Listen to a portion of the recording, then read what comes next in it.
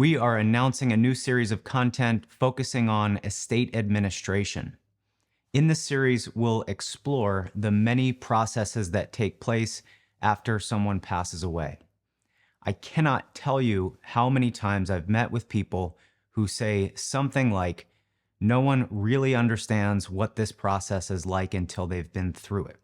And these are the people who've been in the trenches. They've served as an executor or a trustee, administering the estate of a loved one. And they're often the biggest proponents of estate planning. And that's because these folks have seen both sides, what happens when planning was done properly and what happens when it wasn't. This series is going to be a bit different. Because there are so many different topics to cover and so many ways to cover them, the content will be a little bit more fluid.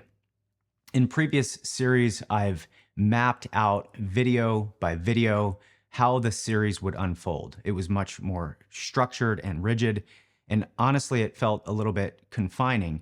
So instead, I want to provide an opportunity to participate, to ask questions, to provide feedback on what topics you want to know more about. To give you some idea of the topics that we'll cover, I've included them in the description that accompanies this video. As always, all of this content is completely free, and if you're interested in following along and you're not sure how, please let me know in the comments or through direct messaging. And again, I really want to focus on topics that people are genuinely interested in, so please let me know if there's a topic that you would like to know more about. Many people express frustration over how complicated the estate administration process can be and how long it takes.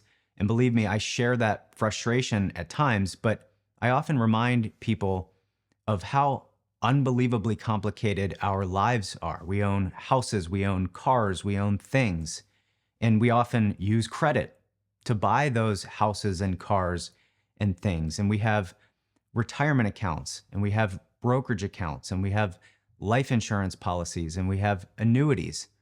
And all of the companies that manage those retirement accounts and brokerage accounts and life insurance policies and annuities, they all have their own rules and regulations and policies. We have a system for medical benefits, and we have a system for taxation and a legal system. And estate administration is the process of unwinding all of that after a person has died. It does take time. It can be challenging, and it takes patience. The goal for this series is twofold. First, so that there's information available for people who are navigating the estate administration process. And second, to inform and educate on opportunities for estate planning that will eventually make the estate administration process much more efficient for your loved one. So thank you for joining me on this journey, and please don't hesitate to reach out as we explore these topics.